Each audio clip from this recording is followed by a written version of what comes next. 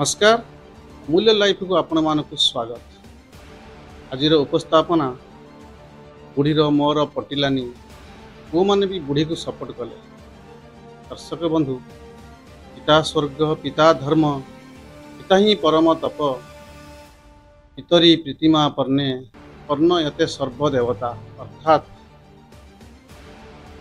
जे सारा संसार को जलाए ताकू जड़े लिभे पारे सारा संसार जहाँ को लिभेवा को चेष्टा करे ताकू जड़े भी जलई पारे होउचंदी आमर बापा माँ। आमे पत्थर देवता को पूजा करुछे किंतु अभी तो बापा माँ प्रति अणदेखा करुछे कि वृद्ध पितामाता वृद्ध आश्रम रे आश्रय नेबाकू बाध्य होउचंदी। आसंतु एई निखिल उत्कल वृद्धाश्रम रे रहुथुबा वासुदेवपुर गद्दी अंचल जड़े वृद्ध बापर समस्या विषय अवगत हेबा। मौसा आपनकर ना कौन? सागर दास। घर कौटी? विजयपुर गद्दी। को ब्लॉक जाउ? बाजपुर ब्लॉक। ए केबे ठर रहिलानी केते वर्ष हेलानी? 2 वर्ष होला। बुढ़ी अछंती तो घरे पिला छुआ केते? 2टा पुआ बो 2 जण बो घर यार 2टा झियो तार झियोटा पुआटे। 2 पुअंगर परिवार घरे रहउचंती? हां रहउचंती। बुढ़ी का पाखरे? बुढ़ी अछि बुढ़ी बड़ कते अछि मु सान कते अछि। आपण कोन एमिति समस्या हला निज स्त्री को छाड़ी की पुओ बोहू को छाड़ी की आसिक निखिल उत्कल वृद्धाश्रम रे आश्रय नहीं। बुढ़ीर मोर मुठी पटिलानी अभाव संसार भल मती कटे मेटे है बो कौन किसी कही कथबार्ता रहती कौन बोई ताऊ शिखे जी कही पारि तो बुढ़ीर मोर मुठे पटिलानी केटे केटे कहा चल साज हो दिगदार लगला सब पड़े जिमी काड़ सत कथा बुढ़ी कहीं सब कटे मेटे तुम पर हुए ये अभाव संसार कम किसी करे बस कहीं करते तुम पारा बयस आप बयस के 72 वर्ष 70-72 वर्ष है चार बड़ी बस बुढ़ी तो कुए काम धंदा करने तो पुओ मैंने खटुंट ना पुओ मैंने खटुंट तो रोजगार कर परिवार को पोषुंट। हाँ तेणु से आपन को देखते ना आसे केटे केटे बुढ़ी पुर कहीं बाटी कर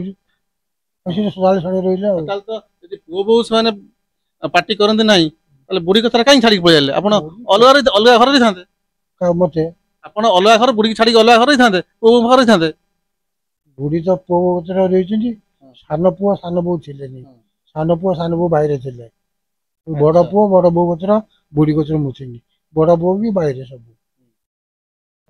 2टा रात केटे केटे केटे केटे मन छाड़ीगला हुए कौन मिति आपन रोजगार नाही बोली ना कौन पाई कटर मीटर रोजगार नाही कोन खाया पाई आपन कोंदी काम धंदा करी रोजगार करो एई बयस रे कारण जते वर्ष हला दीर्घ वर्ष हलानी आपनकर खटी चंदी पो जियो मान को रोजगार कर चंदी बाहर करे चंदी बुढ़ी आज एई समय आसी पहुंची चंदी तो निज कर्तव्य तो सारी चंदी वर्तमान तो आपन बसी खाइबार कथा सने काटे काटे कोन पाई होंदी कोन आपन तो भूल थियो बदे कौन भूल मोरा जानी बुढ़ी तो बो मान कर किसी नहीं सुनी नहीं मारथरे करन की स्त्री की तो बो को गाय गुलज करन ना से सब और अकर से मु कहीं जमारी को आपण अमल कोन अछि सब हमर दुखताटी खाउची खाली दुखता हां पानटे खाउ दिन जाता नहीं चढ़ पान दुखता भत्ता पाउचंदी हां तो भत्ता पैसा रे पान दुखता हे होथबो आ कहीं खटिया पई कोई कोंती बुढ़ी भत्ता पैसा भी ताको जे ना चॉइस होची ताको जे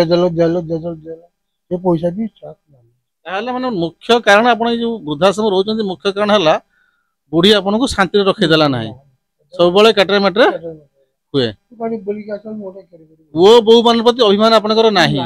अच्छा ए 2 वर्ष मध्य रे अच्छा ए 2 वर्ष मध्य रे देखंतु आपन जो आसी रहिचंदी आश्रम रे निश्चित केते गां लोक पुओ बो प्रति खराब भाबुथिबे आपन बापा को पोसी परनांती वृद्धाश्रम रे आश्रिता तेन करी केते थरा पुओ बो आसी न पाई आपन बुझे की चेष्टा करलेनी बड़ पो ढेर से आई मो नवा पाई कही मुझे जिमी कथा मुसैबी बर्तमान सान पुआ सान बो बाहर थे से 2 वर्ष पर 2-4 वर्ष थे ए वर्ष आसिक बर्तमान बड़ सान पुआ सान बो एठी आसते ଏଠି ମିଠା ପିଠା ଦେଇ ଇଏ କରିକି ମ୍ୟାନେଜର କହିଲେ ଆମେ ନେଇଯିବୁ।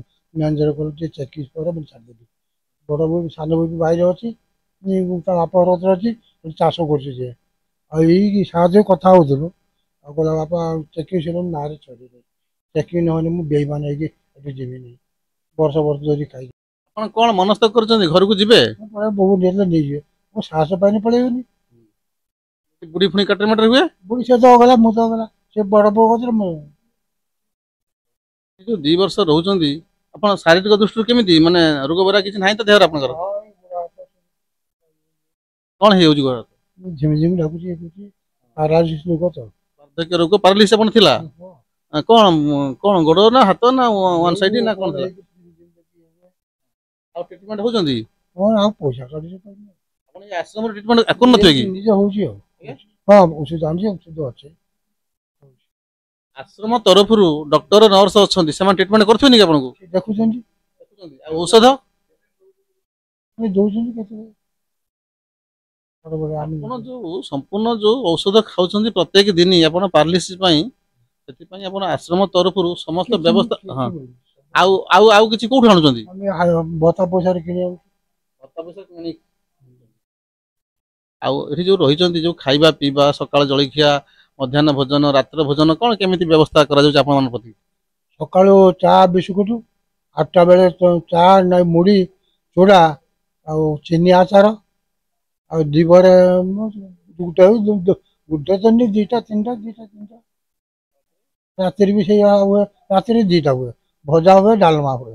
ମାନେ କେତେ ଲୋକ ରୁଟି ଖାଉଛନ୍ତି, ଆମେ 4-5 ଜଣ ଖଣ୍ଡେ ଭାତ ଖାଉଛୁ, ଗୋଟେ ସେଇଆ ହୁଏ।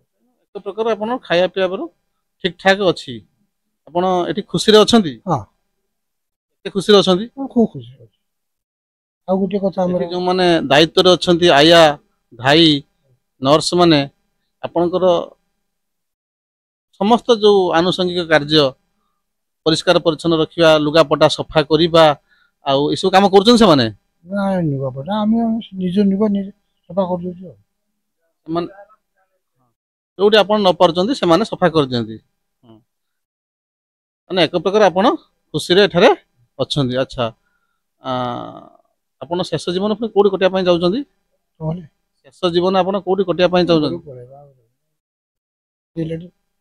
ତମେ ଜଣେ ସେମିତି ରଖୁଛି, ଆଉ ଗୋଟେ ଜଣେ ଖୋଜୁଛି 2 ଭାଗ ହେଇଗଲା, ବୁଢୀ ତା କତିରେ, ବୁଢା ଇଆ କତିରେ। ଆପଣ ଶୁଣୁଥିଲେ ସାଗର ଦାସର ମନର କଥା। ସେ ଏଠାରେ ରହିବାର ମୁଖ୍ୟ କାରଣ ତାଙ୍କ ସ୍ତ୍ରୀ ସବୁବେଳେ ତାଙ୍କ ସହିତ କେଟରେ କେଟରେ ହୁଅନ୍ତି। 70-72 ବର୍ଷ ବୟସରେ ଆଉ ଖଟିବା କଣ ସମ୍ଭବ? ତେଣୁ 2 ପୁଅକୁ ମଣିଷ କରିଛନ୍ତି, ତାଙ୍କର ବାପା ମାଙ୍କ ପ୍ରତି କର୍ତ୍ତବ୍ୟ ଅଛି। ତେଣୁ ତାଙ୍କ ସହିତ ଅବଶ୍ୟ ଦୀର୍ଘ ବର୍ଷ କେଟେ କେଟେ ରହୁଥିବା ଫଳରେ ନିଜକୁ ଟିକେ ଶାନ୍ତିରେ ଜୀବନ କଟିବା ପାଇଁ ଆସିକି ଆଶ୍ରମରେ ଆଶ୍ରୟ ନେଇଛନ୍ତି।